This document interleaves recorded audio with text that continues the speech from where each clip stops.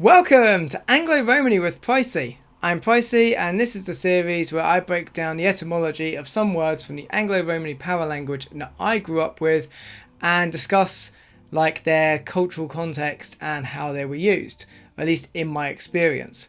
In today's video I am looking at terms for food and drink. At least some of them. I actually phoned my dad the other day and was given a huge list, but I'm just going to talk about the ones which I remember specifically from when I was growing up, and then I'll tackle other ones in the future videos. But I should warn you straight away that two of the terms that I'm going to discuss today are going to be quite lengthy. They took me on quite a journey of understanding the background of the Romani language at large.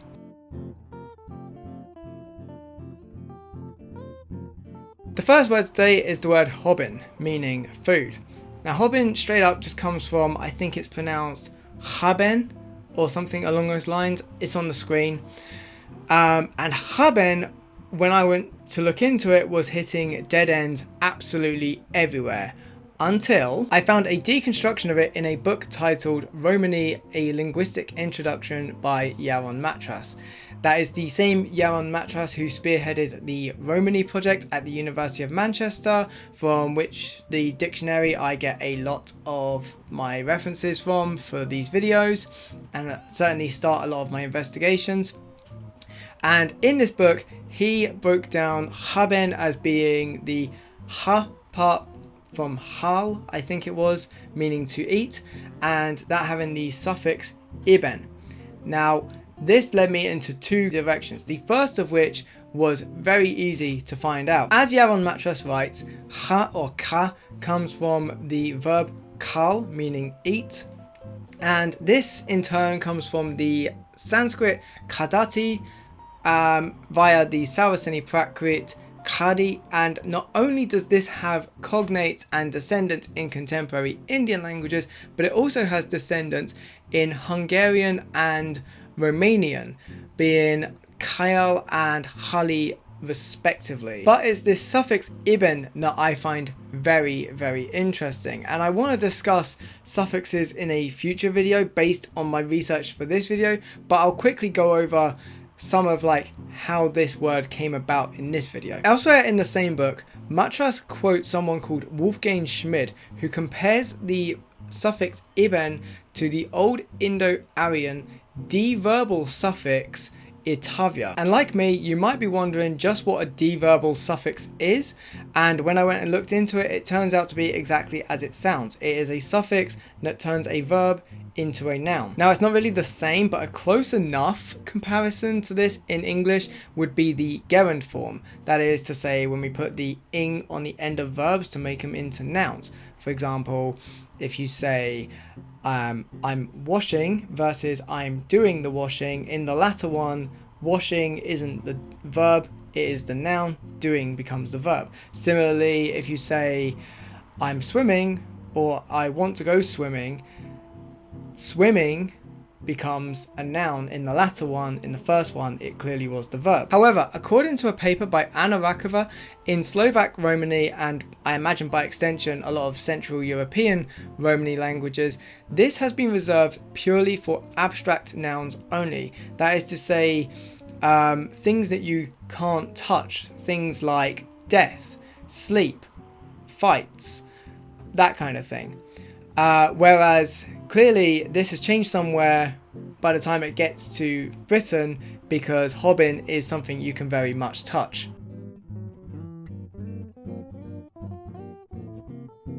I've included this word in this video, but I could have just as easily put it in my video on general places. Pani means water in pretty much all forms. It can refer to drinking water as well as things like rivers and lakes and the such, and it can even refer to things like the rain. It also makes its way into other words for other drinks, usually paired up with another descriptor. Now, unlike the last word and the next word in this video, this one is really simple to trace back. And the reason for that is because so many Indian languages to this day use Pani to mean water, and all of them, including Romani, I guess, including Anglo-Romani, but also Romani at large, can trace the origin of this word back to the Sanskrit Paniya.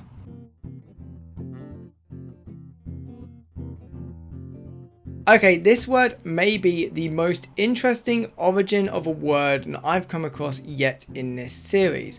And just like with Hobbin, I found myself finding the answer very quickly, but never the full answer, and the more I dug, the more dead ends and hard roadblocks I came up against. Now it seems that Romanis in other parts of the world tend to use a word for tea that is based on cha or tsa, like so many other languages. Probably about half the world has a word based on this. It's where you get the word chai from. This is certainly the case across all of continental Europe, as well as some families in Britain. But a lot of Romani families in Britain use Mutta Mangri or Pir Mangri, or in the case of my family, just Mangri to describe tea. And as I mentioned, this word was damn near impossible to trace. The only little tiny lead I had to go off was that the Romani project had quoted someone called John Sampson, a linguist from Ireland, as saying that it had come from an older form of Welsh Romani. And indeed, when I looked into John Sampson and mentions of this word, I found a book from 1926 titled The Dialect of the Gypsies of Wales, which quotes this word as Mutarim Mangri. Looking for any of these terms that had come up so far was proven to be absolutely fruitless, and I was looking across a whole variety of Indic languages as well as Welsh. One thing that was for certain was I kept finding that mutta referred to urine, and that may or may not be a word that actually I remember growing up with, but when I looked into the word mutta on its own, it indeed was very easy to trace back to the Sanskrit mutra, and this is still a word that seems to be around in a lot of Indian languages today. Similarly, the first part of Pimangri, P, refers to drink apparently, and while I wasn't able yet to trace that back to any sort of original language, I know enough about Greek to know that that shares a common sort of sound with the Greek verb pino, meaning I drink, or just drink in general. And looking into the Greek, pino reveals that it is based on an ancient Greek word of the exact same meaning and sound, and that word has cognates in the Sanskrit pibati, so it could well have come from there. Similarly, it could have just come directly from the Albanian, apparently quite ancient word pi, which is identical. All of this digging into the origins of the word mutta and pi revealed to me that I should stop looking at mutta mangri and pi mangri as whole words and start looking at the mangri part as a suffix, much like iben had been with the word hobbin. And once I started doing this, answers started popping up. It was in another book from Yaron Matras, Romany and Britain, that it was confirmed to me that mangri, or more specifically mengri, is something that's added to a variety of words to give them alternative meanings. So it's not just verbs being turned into nouns, but a whole bunch of nouns also turning into other nouns. Usually it's like mangri is something to do with this other thing. Again, I'm going to talk about suffixes in a whole video dedicated to this, because I'm coming across a lot of these sort of iben, ipem, imos, mangri, and also cover, which is one I grew up with, and I want to talk about all of this in more detail. My speculation as to why mangri ended up being used for tea and not mutta mangri or mutta mengri as it had originally been is that the word for urine was dropped from this thing that they actually wanted to drink, and in the end what had started as just a suffix had ended up becoming a placeholder for the word tea, or just literally the word tea itself. So now that we've, pardon the pun, boiled this word down to mangri, where does this word actually come from? Well, Yaron Matras seems to link this word as an evolution of an earlier suffix imos, and an old colleague of his on the Romany project, somebody called Daniela Victor Leggio, writes in his paper The Dialect of the Mitrovica Roma that it comes from ancient Greek, or at least Greek. But I have also found somebody arguing against this online who makes a very compelling case no, it comes from an old Sanskrit word. I will link all of this in the description. And so far we have all of this original word Mangri boiling down to either Sanskrit or Sanskrit and Greek. So then why did John Sampson place this as an Old Welsh Romany word? Well, I came across a small clue for this back when I was looking up the word Hobbin in Yaron Matras's other book, Romany, A Linguistic Introduction. In that book, Imos was actually mentioned alongside Iben, but Yaron Matras went on to say that Imos was no longer used in Central Europe, but was still used very heavily in places like the far east of Europe with the Vlax Romany, as well as in Wales and Iberia. And then he went on to make the argument that this suggests that it was an early adaptation that had come into the Romany language, and then what I imagine happened from the way he writes it is that those who shot off far for the west and hung back in the east continue to use it, but those who became more settled in the center of Europe stopped. At least that's how I'm perceiving what he's written.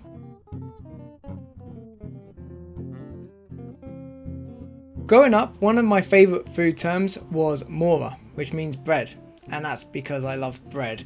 So yeah, this one was said quite a lot. Sort of me and my dad would be like, get a bit of Mora. It's definitely one of the words in today's video that I said probably the most growing up. Now Mora has one of the more straightforward etymologies, especially in the context of this video, going back to the Romany Maro on the continent, and you'll notice that there's this pattern that seems to keep cropping up in various parts of these videos where the O's and A's get switched out as it goes from Sanskrit to continental Romany, and then again when it gets to Britain. So for example, Kala became Kalo, and then that became Kora eventually. But while this one can be traced back to Sanskrit Manda, instead of going back into the rest of the continent with Old Indo-European or Old Indo-Aryan, it gets traced back somewhere much further south. And indeed, I'm surprised at how old Tamil is as a language, because instead of Sanskrit getting their word Manda from, say, Old Indo-European or Old Indo-Aryan, it actually came from the Tamil word Manti, meaning dregs.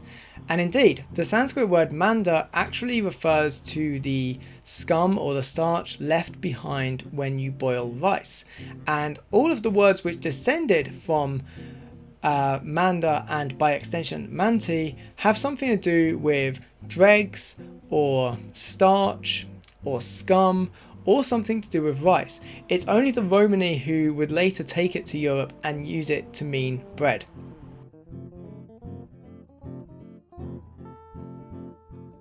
Growing up, I always got this word mixed up with Mangri for some reason, and it might be because you'd have some Gudli in your Mangri. Mangri means sugar, but it can also mean the adjective sweet, and it can also mean honey. And again, Gudli can be traced back very quickly to the continental Romany Gudlo, and indeed people in Britain, some of them do use Gudlo, and this word is traced back very directly indeed to the Sanskrit Gudala.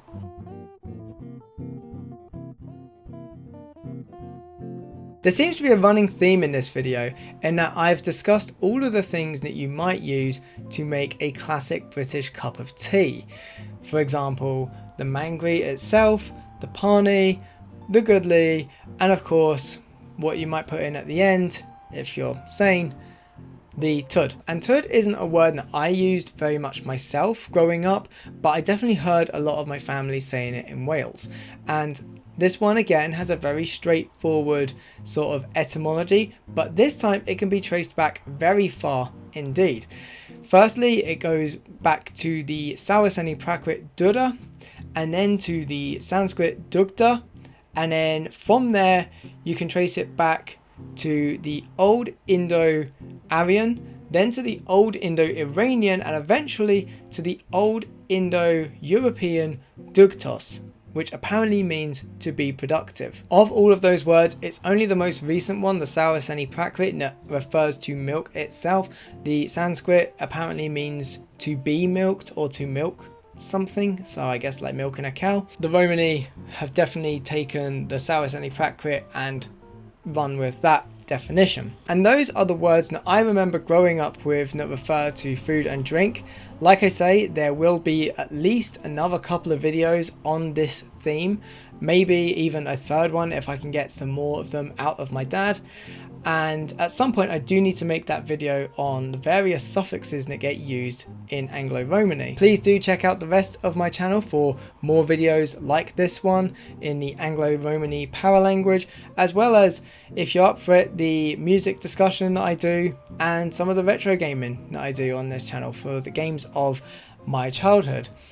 Please do like the video, feel free to comment on anything else that you might have thought of, and until next time, have a good one.